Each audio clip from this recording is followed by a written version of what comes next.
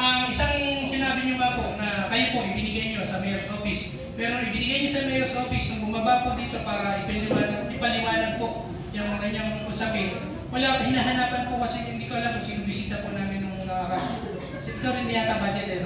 Hinahanap po namin kay budget ang asaan ang inyong mga plano at specs para paano kayo dumako sa 800.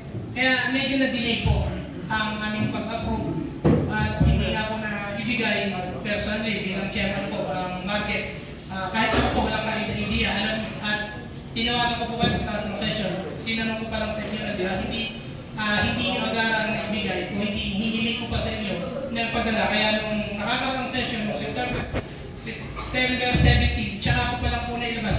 Pero hindi po nakalagay sa aming agenda, sa aming usapin yung mga plano nyo o yung mga specs ng CCTV ko sa camera na ibigay ko sa ating mga kasama. Kaya lang, hinihintay ko na magkaba po ang punong bayan para muling usapan sa ating budget. Hindi sa ako na yan, para ma-approve na. Eh wala pa rin kung binibigay kasi. Kaya yun po yung kadahilanan na hindi po namin sa hindi ina-aprobahan yung inyong kahilingan. In fairness naman po, napakalaking tulong po sa palengke na magkaroon ng CCTV. Nalulungkot lang din po kami ang chairman po ng market kasi ang naririnig po na sa social media na hindi na-approbada sa Sangguniang Bayan.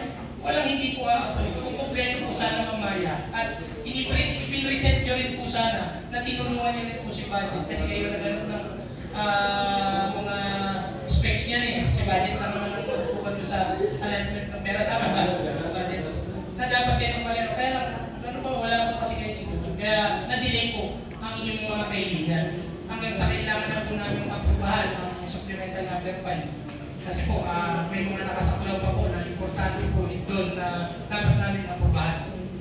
Kaya hindi po pwede namin hindi aprobahan yung mga nakasalpak tungkol sa supplemental number 5. Ngayon, naiwan ko sa inyo personally po, hindi ko talaga, ako po mismo, hindi ko rin sinabi na aprobahan sapagkat hindi naman ibigay sa amin yung dokumento at hindi na ipaliwanag yung mga bagay-bagay na dapat palinawan din po ng Sangguniang Bayan. Hindi naman po kami ganun mabilis mag-approve. Kaya, muli po, pinatawag namin kayo dahil dito sa Mito. Gusto ko lang puliwan namin dito sa Mito. Kaya hindi ko namin kagustuhan na hindi aprobahan ito. Nasa taas, hindi ko alam sa inyo kung nasaan ang pagkukulang.